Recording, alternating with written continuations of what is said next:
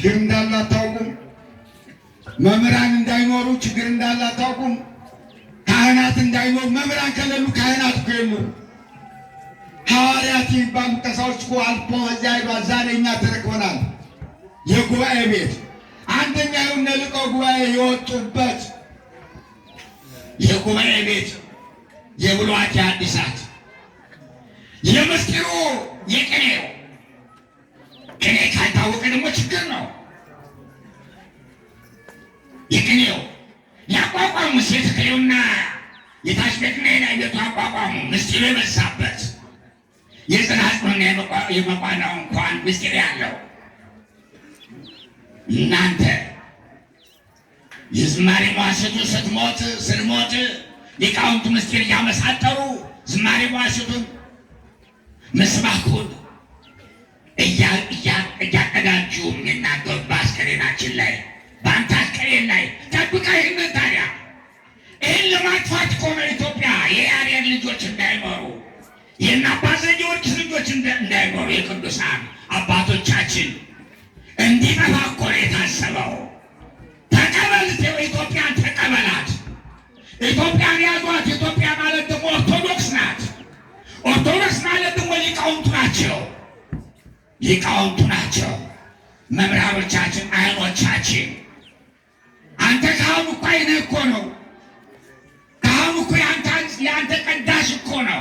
ታዲያ ካህኑ ዝቅ ብሎ ይኑር እንዴ?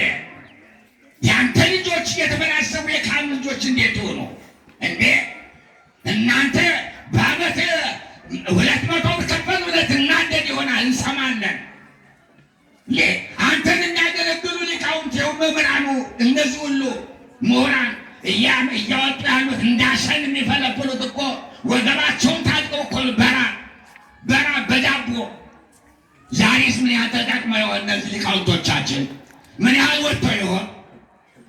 አንተ ቤት ሙክት የታረድ እኮ እነሱ ቤት ዶሮ የለም ይሆናል። አይበቃማ። ቀሳውስቱ ልጅ አስተማሪ ናቸው። እንደናንተ ትዳር አላቸው። በትዳር ነው የሚጓዙ። ይሄ ነው እኮ።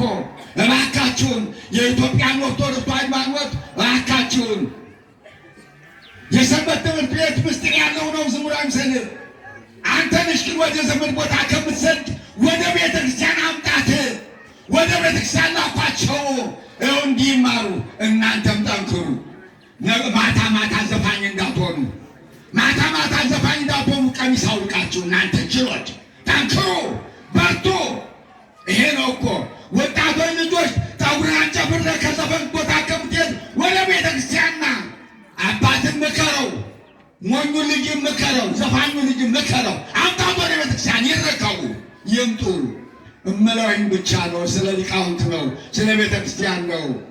ዲያቆናቱ በዲቁናቸው ሲያገለግሉ አክሊላቸውን አድርገው እስጢፋኖስን ዮሐንስን ወክለው መምህራኑ እንደዚህ ሊቃውንቶች አቤት ጌታ ሆይ ኢትዮጵያን ቅድስት ሀገር አገረ ሰላም ወደዚህ በቃን።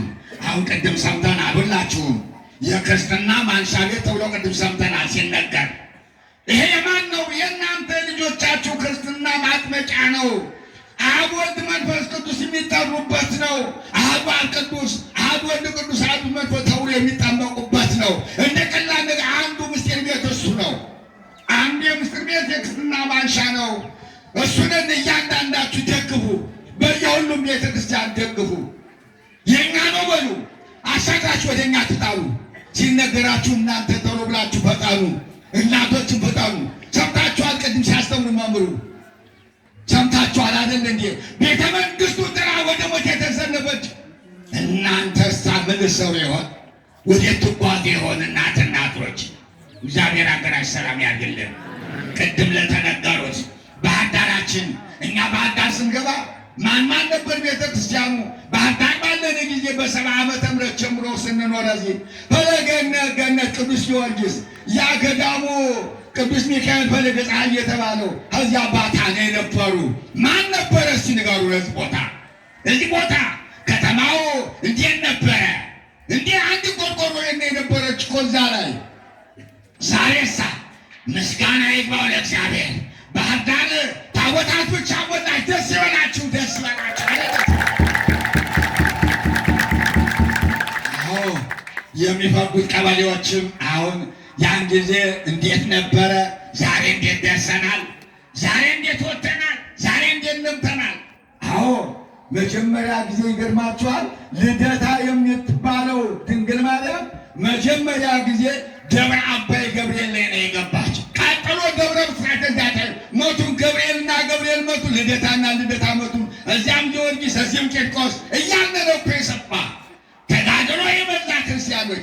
ዛሬ ደግሞ ከዚህ መሰረታችሁት ቅዱስ ጊዮርጊስ እዚህ አንድ አባት አሉ። መምህር ማነው ስማቸው? ንገር። መልአከ ሰላም አባ ደሴ መስራቹ ለዚህ ቤተክርስቲያን ብዙ መስርተዋል። ወንድሜ ናቸው። እንተዋወቃለን፣ ሁሉ እንተዋወቃለን። አብረን የተዳዳዳን የምትጓዙበት ነው። ለዚህ ቤተክርስቲያን ጊዮርጊስ ብላችሁ ሁላችሁ አካባቢና ላይ የመሰረታችሁ አምላከ ጊዮርጊስ ይርዳችሁ። በሁላችሁም የለም ብለው በሉ።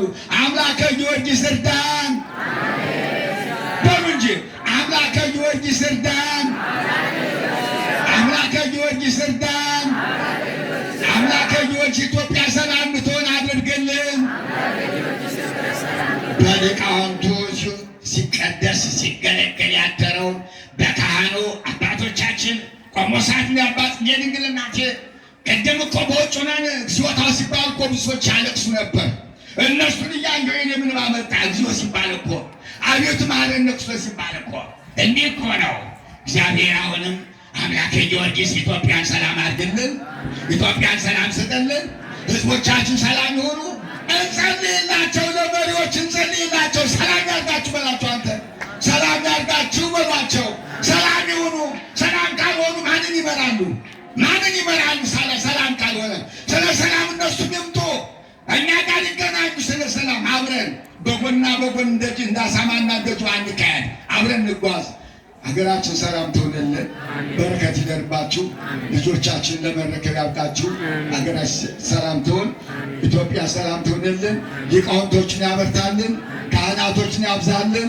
የእናንተን ጸሎት ልመና ሁላችሁም የእናንተ መባ ስጦታ የእኛ አገልግሎት በጊዮርጊስ ቤት ሁሉም ይድረስልን። ጊዮርጊስ ይቀበልልን፣ ያሳረገልን። ሁላችሁም በአንቃይሮ ሰባ እጃችሁ ሰጥታችሁ እንዲበሉ አባት